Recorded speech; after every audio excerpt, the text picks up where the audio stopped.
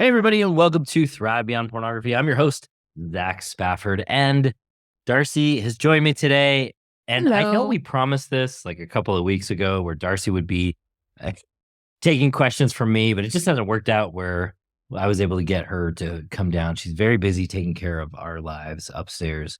So I'm glad she's here, and I'm excited to ask these questions that go with the episode where she asked me a bunch of questions. The reason why we're doing this is it's to give you an understanding of how things change and how things can change. So often when we talk about pornography, when we talk about the struggles that people have, the narrative is very doom based. It's all fear, it's all shame, it's doom and gloom, and everybody has to freak out in that process. And I don't think that that is a very helpful framework. So giving you hope and giving you an understanding of what can change and what can be different is our goal. This is why we do this, because we don't want any more marriages, any more individuals to have their lives seemingly ripped apart by this struggle of pornography. So today I'm going to ask a few questions of Darcy to see what her thoughts are on what has changed and what was the problem, what was going on for her, and how things are different now. So without any further ado, I'm ready. you're ready. All right. Can Maybe. you? Yeah. Well, we'll see. Can you share how my struggle with pornography affected you personally and emotionally throughout our relationship? That feels like a very loaded question for me to answer, but I will do my best. In the early years, when I first found out about Zach looking at pornography, personally affected me greatly, emotionally affected me greatly. I was doing the dishes today, and as I was thinking about it, I was thinking about the times when I would be doing dishes, and it was almost like all I could be thinking about was Zach looking at porn and obsessing about it and having almost like OCD thoughts about it. And in that time period, it was very much all consuming of my thoughts. And then over the years, and as we began to approach porn differently than we did in the beginning, things started to change, and I was able to more separate myself emotionally from Zach's struggle with pornography. Instead of it being so all consuming, I was able to compartmentalize it a little bit better and take out all the extra fear and anxiety and stress and really the shame. I was able to take the shame out of it a lot, I think, for Zach. That is how it affected me.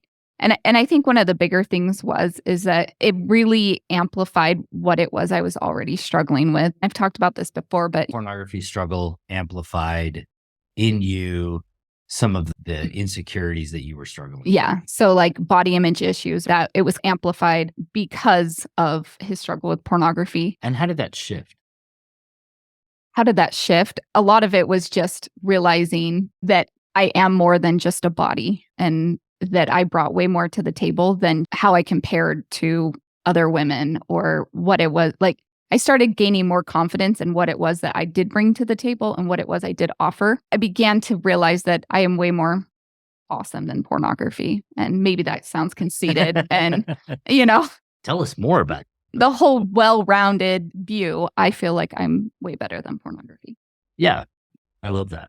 So what were some of the biggest challenges that you faced as you were both trying to support yourself through this process and trying to be a spouse to me and even sometimes choose to support me? I was struggling to put pornography in the past. I would say the absolute biggest challenge for me was control issues. I really, really wanted to try and control everything. And it makes total sense because now I understand that when we think that we have control over something, then we think that we have more power to change it. I felt like if I could just control the environment, if I could make sure we were being intimate so many times a week, and if I made passwords and managed the electronics, then like I could somehow control this. And so that was probably the biggest thing that was a challenge for me, was just having to realize that I really don't have any control over this. And that's a really scary thing because it really puts it totally out of your power to change it. And we don't like that. We like to feel like we're in control and we like to feel like we can make a difference. But I think what I started to learn was that I could make a big difference, but not in the ways that I was. I was really focused in the beginning on controlling, on shaming, and like thinking if I could just make him see how bad I'm hurting, then clearly he'll stop. Or if I could just get him to see how bad it is, then he'll stop. And I realized that didn't work either.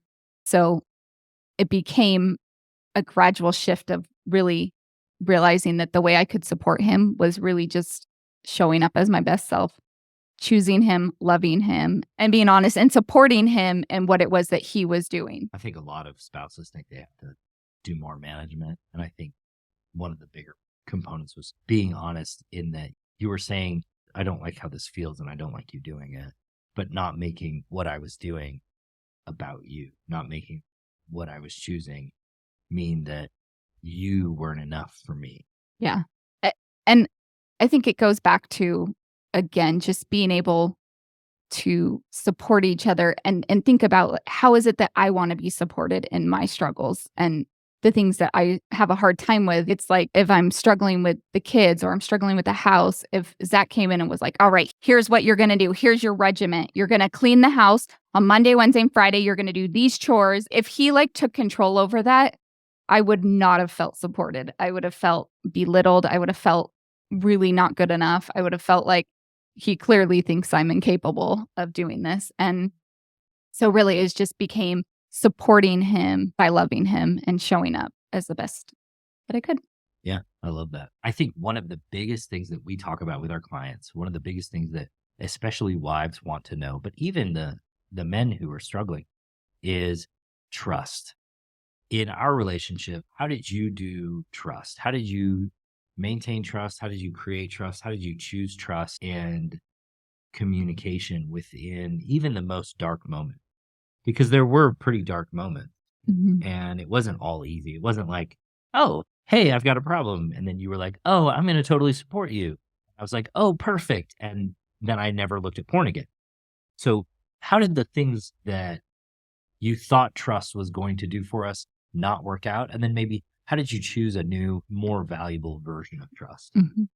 So in the beginning, the way I felt like I could trust him was if I checked up on him all the time. So if he fell asleep, I'd be like, I'll just grab his phone and see if there's anything on there that shouldn't be on there. And that was in the beginning how I tried to work on trusting him, but really that was like super not trusting. And then as I progressed, like I started to realize that I'm never going to really know for sure. There's no guarantees that I can trust someone, right? You think about people in your life that do horrible things to people, and it's always a surprise. People are like, no way, I can't believe so-and-so did that, right? I imagine that all the people around them were trusting them, obviously, because that's how they were able to get away with doing such horrible things. Starting to realize that the only thing that I could begin to trust was how I was feeling and seeing like, okay, how is it that I'm feeling? And I would see things that Zach was doing that became more and more trustworthy. And then obviously there would be setbacks where I'd be like, oh, that was something that you did that broke my trust again over the years because it wasn't like a quick fix. And realizing that as I began to see that he was being more trustworthy, I started to gain more trust in him. But if I think about even right now, I'm always like, he could be lying to me. My brain like offers me that stuff all the time. It's just how the brain works. But I'm always like, yeah, he could be. That's true. But I don't feed into it and get super anxious about it and start to freak out about it. And what has that done for you? Because you used to come to me and say, have you looked at porn? I would give you my answer. And you say, well, how do I know? How do I know you're not lying? Yeah. How do I know you're not lying? I think we don't understand trust very well because I think it's something we think we can earn, that someone has to give to us. I did a podcast on this a while back, and it was basically, how do I make my wife trust me again? And the answer I gave in the podcast was, you don't. You just be trustworthy. So on the flip side of that, how did trusting, or how did just choosing to trust, solve things for you? It just created more peace in my life. Like it wasn't like, oh, I'm just going to blindly trust and I'm just going to sweep it under the rug and pretend it's not there, because I do know people and I have talked to people that have been like that. But it's more like, given what's going on in our relationship and our home and just the environment, how is it that I'm feeling? Am I feeling at peace? And realizing that the more that I like obsessed about it, the more crazy I felt. And that's never a fun thing. In a lot of ways, when I was like really worried about if I can trust him, it typically manifested in me showing up in ways that made me untrustworthy, like staying up and sneaking on his phone or spying, just stuff that I'm not proud of admitting. But the more I was focused on seeing how trustworthy he was, the more I became untrustworthy. And I also think the interactions that we had were less trustworthy just because of the way you would react to my choices. You would make that about you, and I think that's an untrustworthy behavior, to make your partner's difficulties about you rather than see them for what they are, which is that person's difficulties and that they impact you. It's not that they don't impact you, but not making them about you wholly is more trustworthy than making them. Yeah. And I think when it boils down to it, is that when I was constantly thinking about it and worried about it, it was not a fun way to live. And it didn't help me show up in the way that I wanted to. Yeah. So, I think there's probably somebody who's listening right now and they'd be like, well, what if he's lying to you? How do you know? Yeah. And what's your answer then? My answer would be, I don't have any evidence of it. And I'm not unhappy. Like, say he is, right? Like, let's go hypothetical. He's looking at porn every day. I don't have any evidence of that by the way he's showing up in our relationship, showing up for me in the relationship, the way he's showing up in his own life. So there we go. And it doesn't do you any good to dwell on that. Yeah. And frankly, if you come to me and you say, hey, this is what I'm feeling or this is what I'm thinking, let's work through it, then we have that conversation. But it never really, I don't think it really does anybody any good to spend a lot of time in that distrust space. And I say that knowing that there are people out there who feel deeply betrayed and they have really struggled with knowing what it is their spouse is doing. But I think granting a little bit of trust, or granting at least the space for trust to exist rather than constantly being on edge about pornography, on edge about, well, can I trust this person? And just starting to create a different relationship. I think one of the things that is really important to recognize is people act the way that we treat them. And the more you treat your spouse in a way, the more they're going to be untrustworthy because they're going to constantly be thinking. I have a client, he literally said to me, everything that I'm going to talk about with my wife, I put through the lens of how is she going to react to this rather than how can I be honest and trustworthy for myself. Just keeping that in mind. If you want to create a relationship where trust is important, be trustworthy and allow for trust to exist. Yeah. Yeah. It was like we were both working on it because there was times when I feel like I didn't show up the way I would like to. And I could see how he would easily be like, I'm going to hide this from you and then create him hiding. And then he became more untrustworthy. And so it was like we were both being it creates a negative downward spiral. Untrustworthy. Where I think as we grew and were able to communicate about pornography better and just any struggle really in our relationship, I think it opened the doors for us both to show up in a more trusting way. Yeah. What strategies did you find helpful as you were taking stock of and starting to care for your own mental health through this process? Yeah. So for me, one of the biggest things I did was I continued to still do things. Like I still went on trips during the summer to my parents' house in Wisconsin, even if leaving me behind. Yeah, even leaving him behind because that was when he worked corporate and knowing that, well, he might look at porn while I'm gone, or he's almost certainly going to look at porn while I'm gone. Or I'd still go out on girls' nights, even if I knew that was something that in the past would create an opportunity for porn to come knocking. Another thing was I had a few close friends that I talked to about this. That made a big difference for me, just feeling like I could show up authentically with a few people in my life. That is a really big deal for me. That's really tough. Yeah, that is really tough for a lot of the people that we work with.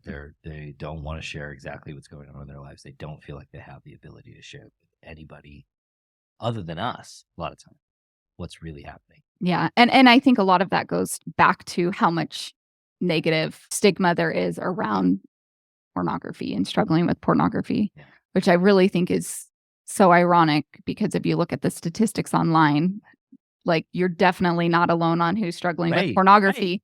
But somehow we think if we don't talk about it and if we don't let it be known to other people, then we can pretend that it's not there. But Well, and a lot of times we're the first person someone's ever shared. Like, I mean, it's everything from like I masturbate to I've been working with escorts. I've been buying escorts or happy endings at massage parlors. Like, we run the whole gamut of these things, and people are like, I can't really talk about any of this stuff.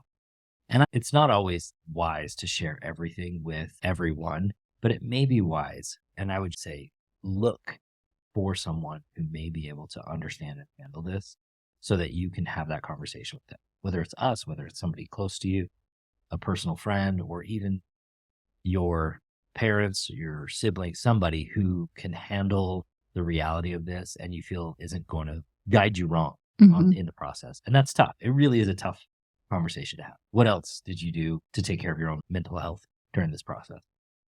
a lot of the techniques that we teach are centered around mindfulness. And so for me, that is one of the things that I use. And I used it to deal with Zach's pornography struggle, but I also use it just for my like I struggle with depression and anxiety.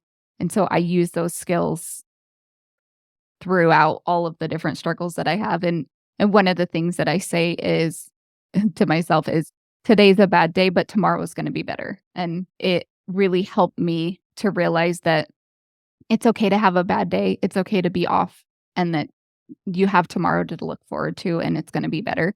And when I started saying that and really believing it, I was able to pull myself out of a bad day super easy. Instead of it being weeks of really struggling, it became a day of struggling or even just a couple hours of struggling. And then just realizing that when my brain is offering me crazy thoughts and stories, is that realizing like that's just my brain doing what it's supposed to do and that it doesn't mean anything. 9 times out of 10, it's just crap that my brain's saying. And I don't have to listen to it and I don't have to let it take me down the rabbit hole of freak out. Yeah. Were there any stigmas around pornography and pornography use that you had to deal with as we started down this path, and especially as you started to move out of the framework of this is going to destroy us? Were there any stigmas or any things that you had to deal with in particular around that to get to a place where you could be solid in this relationship? Yeah. It was hard because it was like, if people know that my husband struggles with porn, it's like, what are they going to think about him? Are they going to look down on him? What are they going to think about me? Right. Sometimes people on our ads are like, well, clearly you're not putting out enough, or just horrible things that people say. And you're like, clearly you have no idea what you're talking about. Right. Yeah. But like, those kind of ideas would creep in and create shame. So there was that. And then it was just church leader roulette was a really hard thing because it was like, depending on who we were talking to, sometimes they would be pretty harsh and clearly more punitive in the way that they addressed it. And then some were like super loving and kind. And so it was like, that was really hard to navigate and to really decide, okay, like how much help is this helping, or is it actually creating more shame and negative feelings around this struggle that we have now? I think the biggest thing for me is realizing that we're not alone in this and that it's so much more common than I ever think it is. There's still people that we talk to that are at church and they say, oh, wow, really? There's enough people to work with around this? It's so funny that there's so many people that still think like, oh, this isn't in our community, even if church leaders are talking about it and there's Sunday lessons on it. So can you discuss any changes or growth that you experienced personally as a result of this journey in our relationship? Yeah. I mean, I feel like I'm a totally different person from where I was to where I am now. It's night and day difference, way, way different. And so I think for me, some of the biggest things that I feel like I've grown on is like just control issues, realizing that I have way less control than I thought I did. And when you feel like you have to control everything, you feel like you're going crazy all the time. Being able to just drop that idea of that I have control over things and just showing up in my relationships the way I want to and the way I want to love people instead of trying to control them into being the person that I want them to be, I think is a big one. I think another way that I've grown is just, like I said, around my body image issues and realizing that I'm pretty awesome and that I have a lot to bring and that I am beautiful in my own way and that I can embrace that. And I think like around my sexuality, I think I've grown a ton.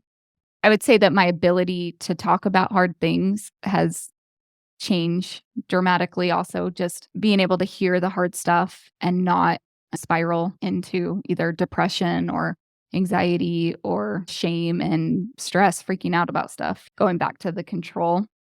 It's so much more fun to be married to you than it was even 10 years ago. And I think this journey has contributed greatly to that. And to me, that's just an amazing added benefit to this process that we went through. And so often when I talk about this, I talk about it as my greatest struggle and also the thing that has made us into what. Mm-hmm. And I love who we are now.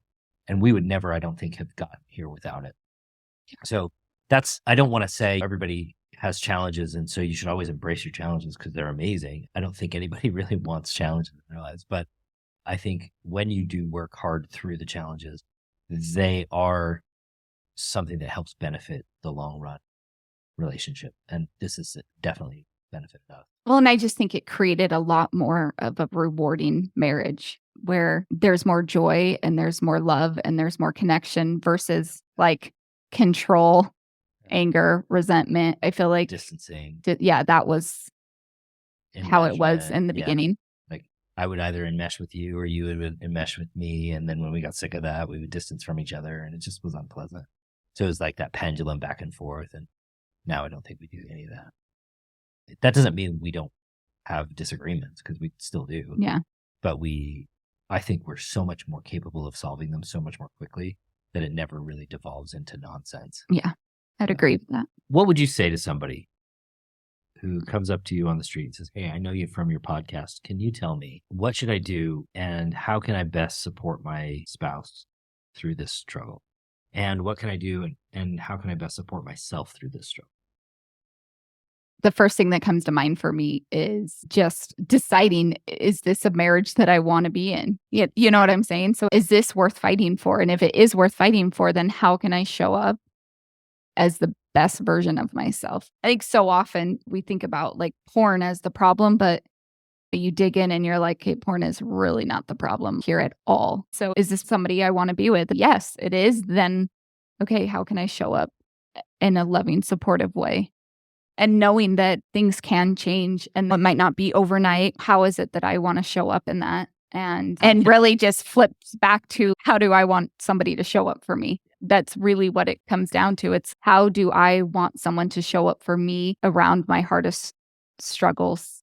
And how can I then do that for my spouse versus the opposite? Well, and the part where you say, how do I want someone to show up for me and how can I do that for my spouse? That's a huge cost. There are very few people who can ask that question on its face and then show up that way the very next day without doing a lot of work. Mm-hmm. And so the cost of doing that is enormous.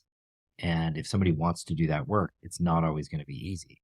And I think that's why the coaching that we do is so effective, is that when we sit down with a couple and we start to show them not only that porn isn't the problem, but that the meaning frames and the systems that they've been working in are contributing to this lack of connection, lack of desire, lack of enjoyment of their relationship. Some people are like, that's a lot of work to solve.